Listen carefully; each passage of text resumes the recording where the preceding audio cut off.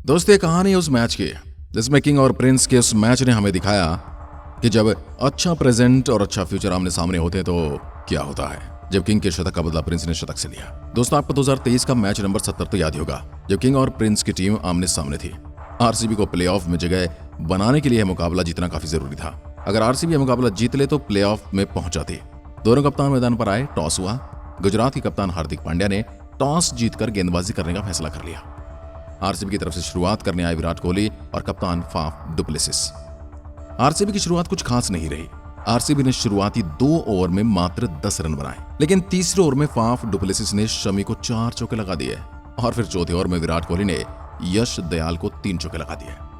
Power play खत्म होते होते आरसीबी का स्कोर 62 रन था, लेकिन 8वें ओवर में नूर अहमद ने पहली गेंद पर कप्तान फाफ को चलता कर दिया।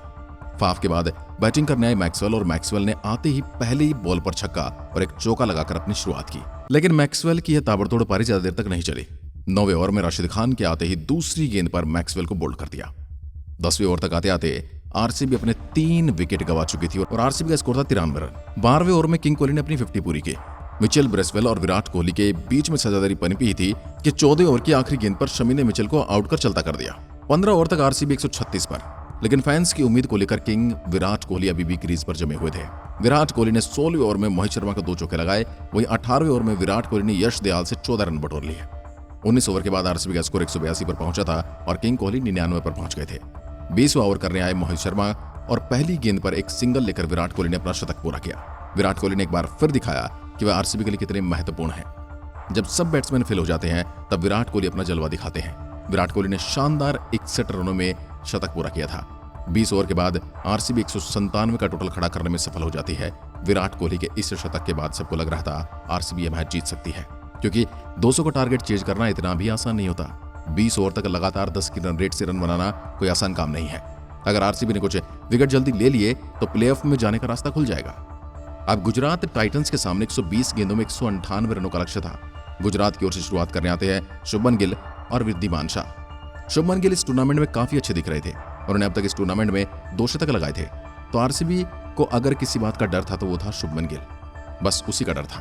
पहले ओवर में मात्र 2 रन आने के बाद दूसरे ओवर में शाह और गिल ने 3 चौके बटोर लिए। तीसरे ओवर में फिर सिराज की वापसी हुई और उन्होंने शाह को पेविलियन का रास्ता दिखा दिया। पावर प्ले के आखिरी ओवर में गिल और विजय शंकर ने आरसीबी के लिए 16 रन बटोर लिए।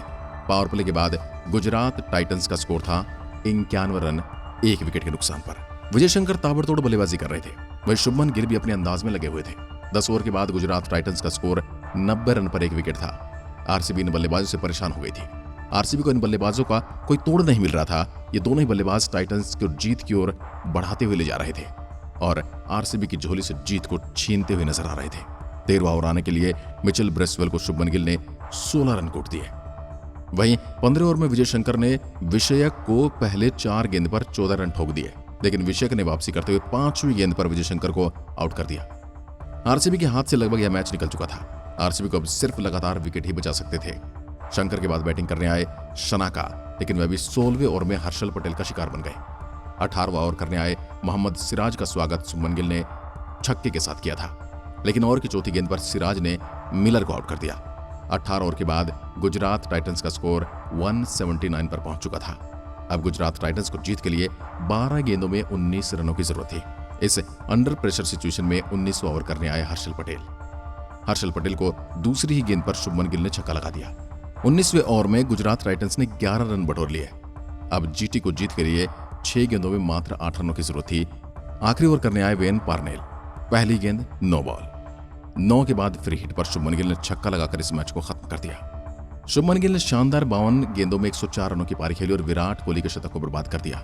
यहीं से आरसीबी का प्लेऑफ का सिलसिला भी खत्म हो चुका था। शुभमन गिल की एक पारी ने पूरी आरसीबी को टूर्नामेंट से बाहर कर दिया था। इस तरह किंग विराट कोहली ने इस मैच में शतक लगाया और अपनी ही टीम को संभाला। वहीं प्रिंस ने भी उसके जवाब में एक शानदार ताबड़तोड़ शतक लगाया और आरसीबी को टूर्नामेंट से बाहर कर दिया और अपनी टीम के लिए जीत सुनिश्चित कर दी। आरसीबी एक बार फिर टूर्नामेंट में नीचे ही रह गई है। आपको क्या लगता है, क्या आरसीबी वापसी कर पाएगी? कमेंट में लिखकर जरूर बताइएगा। धन्यवाद। जय हिंद, जय भारत।